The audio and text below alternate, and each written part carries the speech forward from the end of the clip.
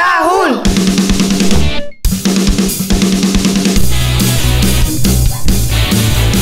Maintenant pour une nouvelle émission de Ça roule. Ça roule, tout le monde à l'écoute.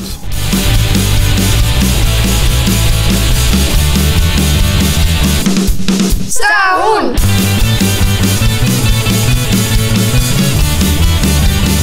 Ça roule! Radio pour les ados comme vous. Du berceau, la scène, je me bats dans ma life. Venez écouter la musique par vos musiciens favoris. Du berceau, la scène. Bonjour. Aujourd'hui, nous sommes ravis d'accueillir 3 étudiants de l'école Bayside, Alexandre, Riley et Edouard. Au cours des prochaines émissions, ils partageront avec nous des différents rapports sur le sport, la culture adolescente et les jeux vidéo ici en Colombie-Britannique, suivis par la blague du jour. Nous espérons que vous allez vous intéresser et surtout, laissez-nous savoir ce que vous en pensez. Maintenant, restez à l'écoute, c'est parti. Ça roule!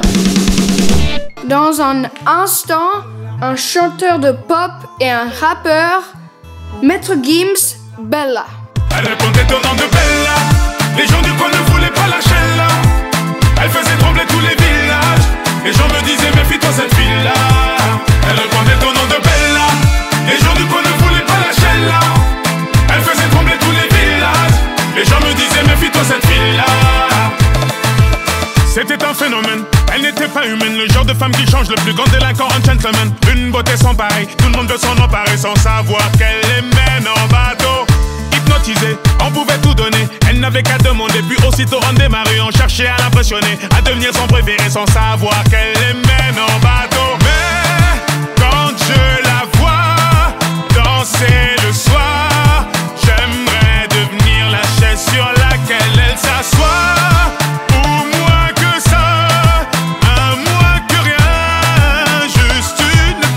Son chemin. Elle répondait au nom de Bella.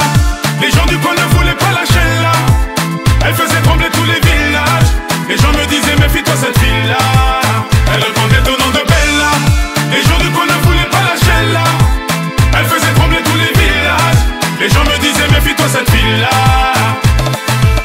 Oui, c'est un phénomène qui aimantait nos rêves. Cette femme était nommée Bella la peau dorée. Les femmes la haïssaient, toute la jalousaient, mais les hommes ne pouvaient que l'aimer. Elle n'était pas d'ici, ni facile ni difficile, synonyme de magnifique, à ses pieds que des disciples qui devenaient vite indécis. Tremblant comme des feuilles, elle te caressait sans même te toucher. Mais quand je la vois danser le soir, j'aimerais devenir la chaise sur laquelle elle s'assoit.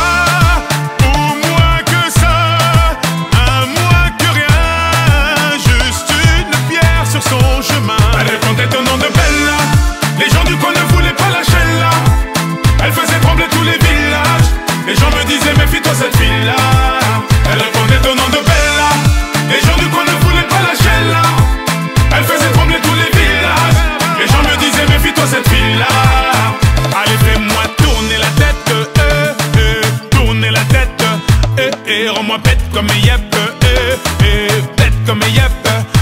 Je suis l'ombre de ton yash, l'ombre de ton yash, fais-moi tourner la tête, tourner la tête, fais-moi tourner la tête, tourner la tête, rends-moi bête comme yep, bête comme yep, je suis l'ombre de ton yash, l'ombre de ton yash, fais-moi tourner la tête, tourner la tête, allez, on est le nom de Bella.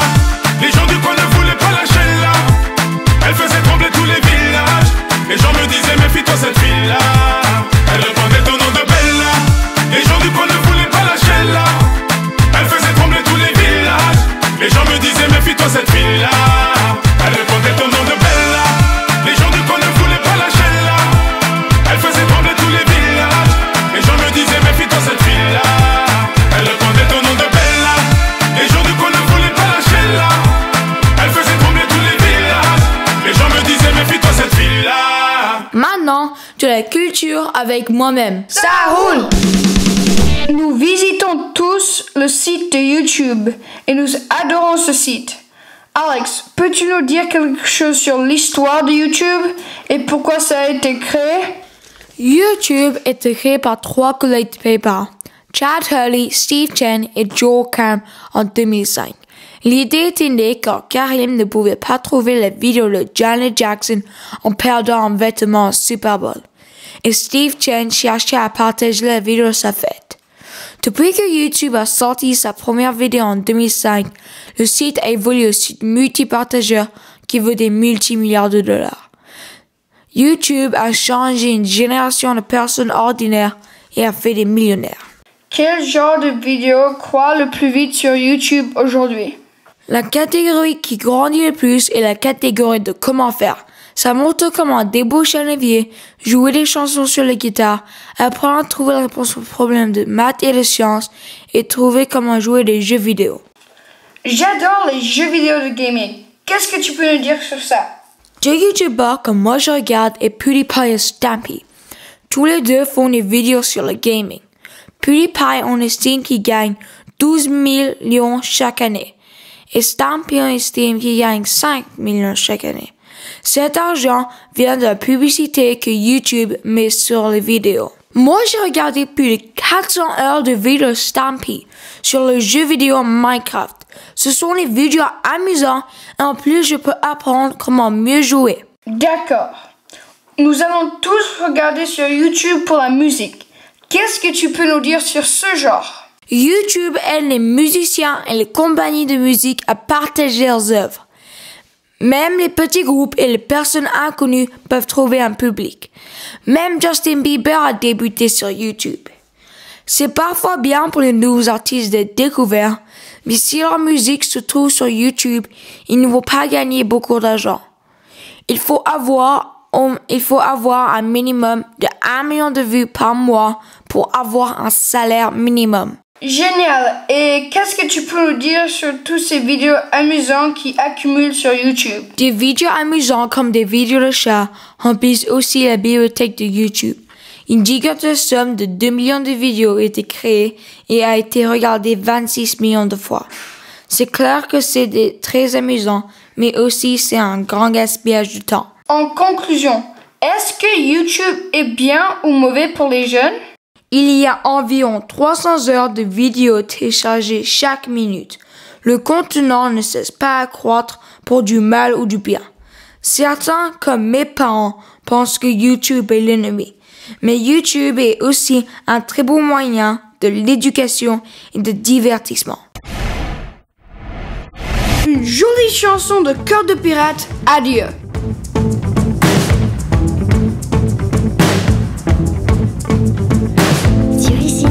Tu ris de vide, des taches de vin sur ta chemise qui a 2 boutons éclatés sur ton corps qui me repoussait. Tu fais l'amour en 2 poussées, l'amour le manque la tournée. Et pendant que tu t'articules, moi je soupire et toi tu meurs.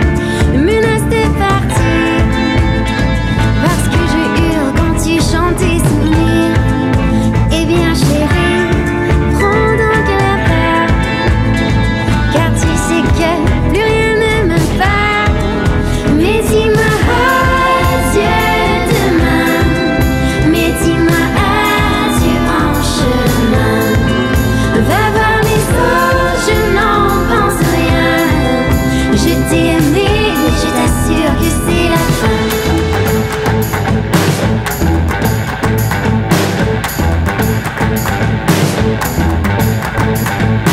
Crois-tu pouvoir enfin me dire que tu veux bien qu'on reste amis? Non, c'est gentil, ça va comme ça. Des amis, j'en ai plein déjà. Je n'aurai donc plus à t'entendre rentrer la nuit quand j'attends l'aube qui arrive en poussant les airs. Moi je me lève et toi tu meurs. Me menace de partir parce que je hurle quand tu chantes tes souvenirs. Eh bien chérie, prends donc la part, car tu sais que plus rien ne me part. Mais dis-moi adieu demain, mais dis-moi adieu en chemin. Va voir les autres, je n'en pense rien. Je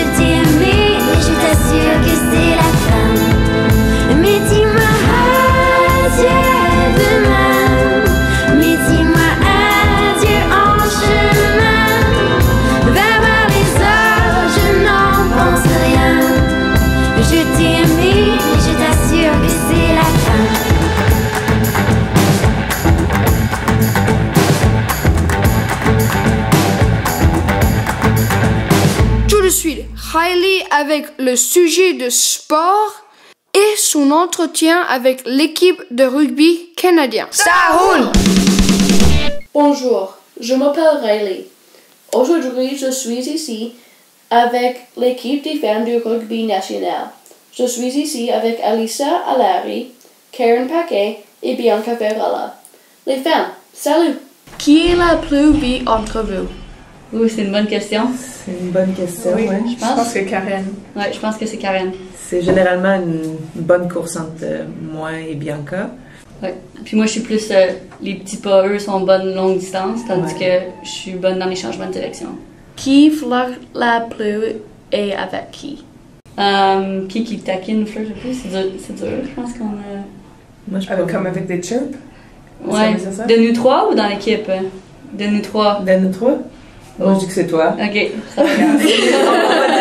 On va dire Elissa, ouais. Elissa aime jouer les jeux, aime taquiner, Ouais, ça va être moi. Mon arrière-grand-mère venait de Shawinigan. C'est tout proche de Trois-Rivières. Est-ce que tu manques Trois-Rivières? Oui, c'est sûr. Toute ma famille est à Trois-Rivières. Puis je connais Shawinigan, c'est environ 30 minutes au nord, donc c'est pas très loin. Mais oui, c'est sûr, c'est la partie la plus difficile, là, c'est d'être loin des amis et de la famille. Là, mais on a une nouvelle famille ici avec nos coéquipiers. Avec votre équipe. Oui, c'est ça. Ouais. Comment est-ce que vous aimez vivre ici à Victoria? Moi, j'aime l'été ici. J'adore l'été à Victoria. C'est super beau. Il fait tout le temps chaud, il fait tout le temps soleil. L'hiver, j'avoue que je m'ennuie de la neige du Québec. Par contre, vivre ici puis jouer au rugby, c'est vraiment vivre un rêve. Donc, même les matins de pluie, on se lève puis on va jouer au ballon avec nos coéquipiers, nos amis. Donc, vraiment, on est très chanceuse de vivre ce qu'on vit ici à Victoria. Oui, moi aussi, je dirais la même chose. Je ne manque pas les hivers à Montréal. Et il y a de la neige plus au nord d'ici. J'adore Victoria, c'est très beau. C'est sûr, c'est une des plus belles villes au Canada. Puis un peu comme les deux, surtout Karen, l'hiver me manque parfois, mais l'océan, les montagnes, tout est ici. Que faites-vous pour préparer pour les tournois à Sao Paulo et ici à Langford? Présentement, on est en train de préparer le tournoi pour Sao Paulo. Donc, on a prévu qui on va voir, contre qui on va jouer, en fait, la première journée. Donc, on a nos 3 équipes. On va jouer contre l'Irlande, l'Australie et le Fidji. Donc, on prépare chaque match spécifiquement pour cette équipe-là. Donc, si on veut jouer un match où on veut utiliser plus l'extérieur ou plus le centre du terrain, ou si on veut décider de vraiment attaquer une joueuse, on va le prévoir avant, on va le pratiquer avant. Puis une fois qu'on arrive là, toute l'équipe est sur la même page, on est prête à jouer ce qu'on appelle le plan de match. Tout le monde sait qu'est-ce qui est leur rôle sur le jeu. Oui. Puis quand on va arriver pour le tournoi de Langford, ça va être exactement la même chose. À la seconde, nous, on va savoir nos équipes du jour 1. On va préparer notre plan de match pour ces équipes. On prépare aussi pour les premiers 4 équipes qui sont les meilleures. Alors pour la deuxième journée, il y a beaucoup plus de chances qu'on joue contre ces équipes-là. Oui. Quels conseils donnerez-vous à quelqu'un qui veut faire de l'équipe nationale? Jouer au rugby le plus possible. Avec les amis, avec le club, avec la province. C'est d'aller chercher le plus de minutes possible pour comprendre la game. Puis ensuite de ça, c'est relativement jeune d'aller développer une culture d'entraînement. Donc de faire juste des étirements, de prendre le temps de se réchauffer comme il faut pour apprendre à prendre soin de son corps. Parce que quand on devient plus vieux, c'est quelque chose qui devient très très important. Donc plus jeune on le commence, mieux ça va être. Oui, je suis d'accord. Puis aussi, à un jeune âge, c'est de faire plusieurs sports différents. Parce que je pense que le rugby, c'est un des sports qui amène tellement d'aptitudes de d'autres sports. C'est la force, c'est la vitesse, c'est le changement de direction, la coordination, mains, les yeux pour attraper le ballon. Je pense puis le botté, je pense que ça l'amène des aptitudes de plusieurs sports. Donc, je dirais d'essayer plein de sports, puis c'est ça. Puis une fois, c'est de commencer jeune aussi le rugby, parce qu'on connaît moins ça. Donc, de regarder les matchs quand ils sont à la télévision, puis de venir encourager les équipes locales. Restez à l'écoute pour la deuxième partie de l'entretien avec Riley, juste après cette chanson. Ça roule! Voici Malajube, un groupe québécois avec leur tube Portée disparue.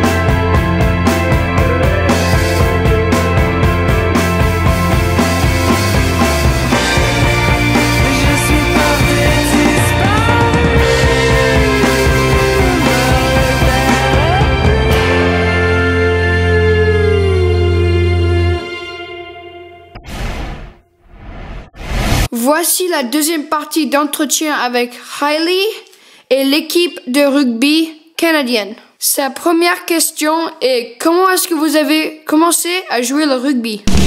Le rugby, moi, ça commençait en secondaire 4. Fait que, les sports, quand j'avais 13 ans, dans le fond, je jouais au tennis, je faisais du snow, un peu de flag football, j'ai fait du karaté plus jeune. Puis mon secondaire offrait le rugby juste en secondaire 4. Donc c'est la 10e année. Ouais. C'est là que j'ai commencé le rugby, le basketball. Puis... Tu as donné ta réponse? Puis... Oui. À 13 ans, je jouais encore le soccer, le basketball, des athlétiques, de l'athlétisme. Et le rugby aussi, mais c'était durant toute l'année. Alors, en automne, c'était soccer. Durant l'hiver, c'était basketball. Moi, j'ai fait beaucoup de natation, j'ai fait du patin de vitesse, j'ai fait du karaté, j'ai fait de la danse, ça a été un échec total. J'ai fait beaucoup de volleyball, j'ai fait beaucoup de snowboard, du ski. C'est quand le canot à glace, lui? Le canot à glace, c'est après 13 ans. J'ai fait beaucoup de canot à glace, mais moi, ça a été très long avant que je décide de vraiment focusser sur le rugby. Il a fallu qu'il me déracine de chez nous pour que j'arrête de faire du canot à glace, parce que sinon, j'aurais jamais pris un chemin, étant donné que j'avais un sport d'été puis un sport d'hiver. Donc, je n'ai pas tendance à croire en la spécialisation très jeune. Je pense que c'est important de faire plein de sports puis de développer différentes habiletés. Qu'est-ce que vous faites pour entrer dans ce niveau de rugby? On a un petit peu toutes des histoires différentes. Moi, on a joué à tous les niveaux. On a joué provincial principalement. Donc, on a joué pour notre club. Moi, par exemple, je jouais pour le club de rugby de Québec. Ensuite de ça, j'ai continué. J'ai joué sous 19 ans pour l'équipe du Québec. J'ai joué senior pour l'équipe du Québec. Puis, de mon côté, c'est à partir de là que l'entraîneur a décidé qu'il voulait m'essayer. Donc, les entraîneurs font des camps. Ils vont sélectionner des joueuses. Puis, quand tu arrives au camp, tu essaies de faire de ton mieux puis d'apprendre d'eux autres. Puis des fois ça marche, des fois ça marche pas. Puis moi, j'ai fait partie de l'équipe du Canada quand j'avais sous 19 ans. Puis ensuite de ça a pris 5 ans avant que je retrouve une sélection. Donc c'est pas parce que tu as une première sélection que tout est gagné. Puis c'est pas parce que tu n'en as pas que avant plus tard que ça va pas arriver. Mon chemin était similaire à celle de Karen. Je faisais partie des équipes provinciales quand j'étais jeune, comme U17 et U19. Après ça, l'équipe senior pour l'équipe du Québec. Et après ça, j'allais à l'université de Concordia. Et je pense que c'était là où les entraîneurs de l'équipe nationale sont venus me voir jouer. Et je t'ai demandé de venir ici entraîner à Victoria il y a 3 ans. Puis moi, j'ai, dans le fond, on jouait pour Québec avec eux. On joue tout contre, dans le fond, à Québec, on joue pour des clubs différents. Okay. Donc, moi, je jouais pour Sainte-Anne, tu jouais pour TMR, puis Québec. Donc, on jouait tout contre, puis après ça, on a tous joué Québec, provincial, ensemble. Puis c'est ça, puis là, finalement, il y avait des camps de sélection qui étaient invités, puis j'étais jamais invitée. Fait que un moment donné, je me suis choquée, puis j'ai dit, je pense que je suis assez bonne, puis j'ai déménagé ici. Puis j'ai demandé, est-ce que je peux venir aux entraînements? Puis ils ont dit, si tu ralentis pas le groupe, tu peux venir aux entraînements. Puis finalement, j'ai été écartée, Carden, en tout cas. J'ai eu un contrat l'année suivante, puis je suis ici depuis ça. Alors c'était toi qui a dit, moi j'étais supposée d'être ici. Alors ça fait combien d'années que tu es ici? Je suis arrivée en même temps qu'eux autres, là, 3 ans. J'ai déménagé en septembre 2012, ici. Comment est-ce que d'en prendre air pour dire non? Là, je suis déménagée de Trois-Rivières, je suis ici. Non, mais dans ma tête, c'est venu, je vais jouer club, parce qu'on peut jouer à l'année longue, fait que je me suis dit, je vais m'améliorer d'autres façons, puis s'ils me permettent de venir, ils me permettent de venir. Fait que j'avais quand même d'autres plans là, à être ici, là, mais le but était de faire l'équipe. Là. Merci beaucoup, ça c'était vraiment, vraiment bien. Bonne chance. Merci beaucoup. Merci. Ça roule! Maintenant, Cal avec Sens de la vie.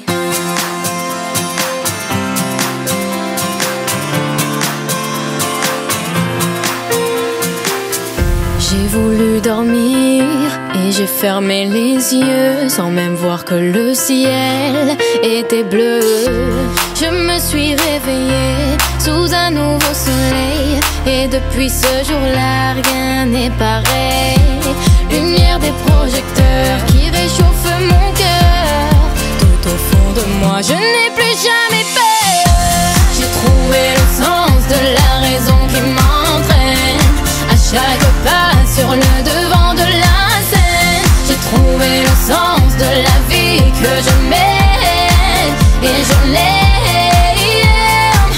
C'est une évidence, j'ai trouvé ma voie. Je prends mon envol, mais je n'oublie pas les paroles d'une chanson d'enfance qui me rappelle d'où je viens, d'où je tiens ma chance. Lumière artificielle qui fait briller mes yeux, et je sors de l'ombre, je sais ce que je veux.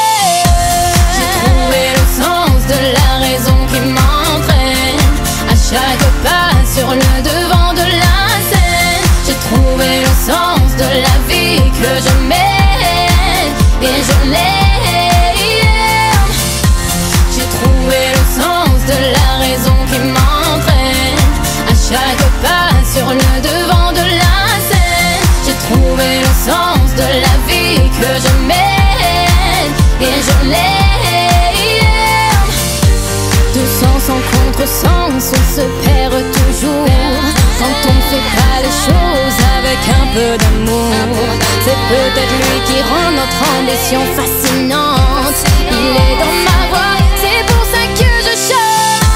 J'ai trouvé le sens de la raison qui m'entraîne à chaque pas sur le devant de la scène. J'ai trouvé le sens de la vie que je mène et je l'aime.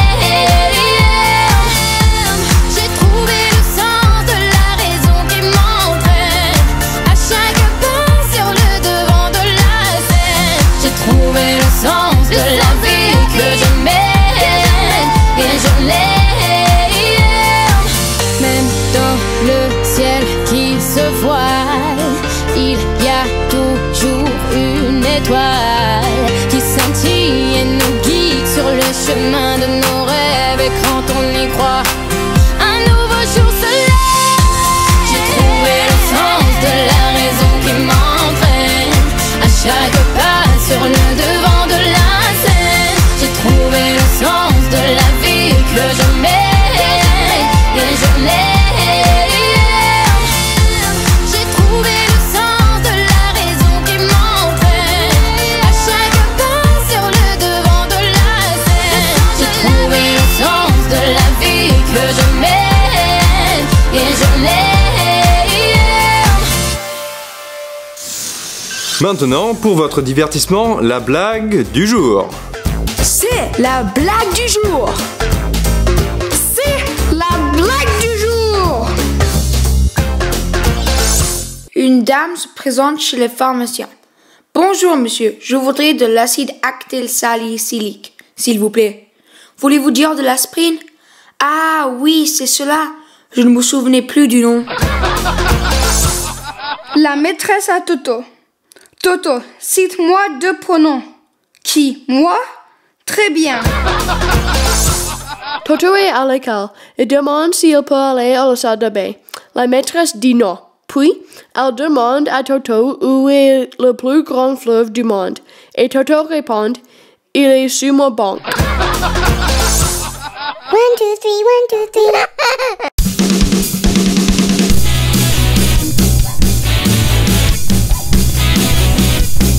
Soyez sûr de visiter notre page 107.9 FM Victoria sur Facebook.